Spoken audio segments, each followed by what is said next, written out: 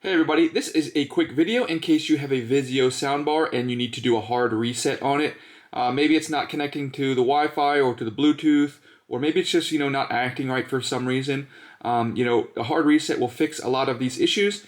Just keep in mind when you do the hard reset, all your settings, all your paired devices and everything will be erased, and your Vizio soundbar will be just like you took it out of the box. And so you'll have to reset everything once that happens. But if that's okay and you're ready to proceed with the hard reset, this is how you do it. It's quite simple. All you need to do is, first of all, make sure that your soundbar is turned on. And then once it's turned on, you are going to press and hold the Bluetooth and the volume down button. Press and hold simultaneously for several seconds, and just keep holding it until the LED on the right side of the bar, it will flash 3 times, it will flicker 3 times, and then it will go through a reset process, and then you can turn it back on, and again, you'll have to set everything back up. But that's how you do the hard reset. Thanks a lot for watching. Have a great day.